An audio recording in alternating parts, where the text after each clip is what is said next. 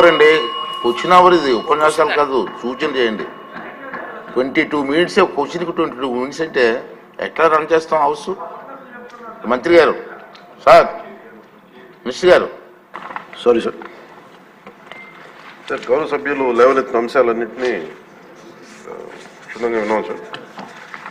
ముఖ్యంగా green Visakha programme సంబంధించి ఒక 40 లక్షల మొక్కలు నాటడం జరిగింది అధ్యక్ష, 7,000 ఎకరాల్లో అప్రాక్సిమేట్గా. ఇది 2012లో ప్రారంభమైంది, 2021లో ఎండ్ అయింది. ఇది అన్ని industrial establishment, HPCL steel plant, Coromandel port trust, NTPC, Gangavaram port, వీళ్ళందరూ భాగస్వామ్యులు అధ్యక్ష దీంట్లో.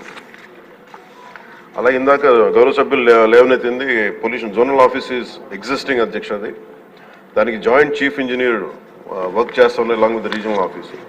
కానీ ఒక్క అంశం ఆయన లేవనెత్తిన అంశంలో ఒకటి రెగ్యులర్గా నేను కూడా వింటా ఉన్నాను.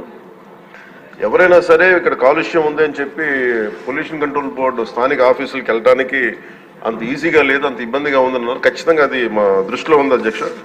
డెఫినెట్లీ దాన్ని వాళ్ళు కరెక్టెడ్. ఎవరైనా సరే పొల్యూషన్ ఉంది అనేది మాకు ఇబ్బందిగా ఉంది అని చెప్పి పొల్యూషన్ కంట్రోల్ బోర్డుకి ఏ ఆఫీస్కైనా వెళ్ళేలాగా ఆ చర్యలు తీసుకుంటాం అధ్యక్ష. ఇది ఆల్రెడీ ఇనిషియేట్ చేసాం, ఇది కొంత ఇనిషియేషన్ కూడా జరిగింది అధ్యక్ష. అది అలాగే జల కాలుష్యం, వాయు కాలుష్యంతో పాటు జల కాలుష్యం, భూ కాలుష్యం ఇవన్నీ కూడా పరిగణలోకి తీసుకుని పనిచేస్తున్నాం అధ్యక్ష. ఈరోజు క్వశ్చన్ అవర్ కాబట్టి అన్ని అంశాలకి నేను సమాధానం కొంచెం క్షుణ్ణంగా మేము ఒక అవగాహన చేసుకొని ఇంకొంచెం దీని మీద ఒక కార్యాచరణ రూపొందించి సదరు గౌరవ సభ్యులకి మీ దృష్టిలో పెడతానండి. మంత్రి గారు, నా సూచన ఏంటంటే విశాఖపట్నం మీ నగరం మీకు ఇష్టమైన నగరం అంచేత అక్కడ సభ్యులు చెప్పింది మాత్రం వాస్తవం, మీకు కూడా తెలుసు.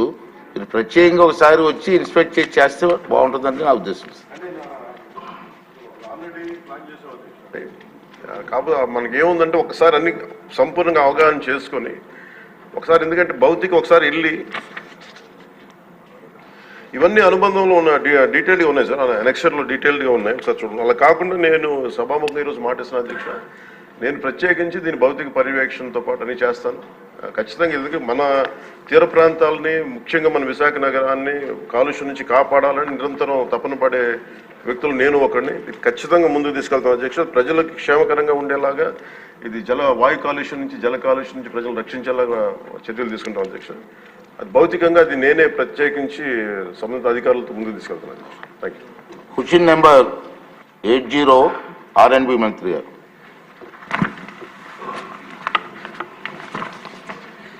నమస్కారాలు అధ్యక్ష.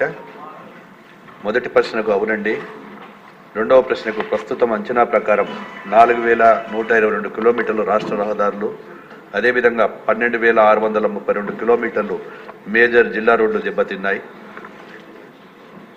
మూడవ ప్రశ్నకు దెబ్బతిన్న రహదారుల మరమ్మతుల కోసం 300 కోట్లతో ప్రతిపాదనలు అందాయి.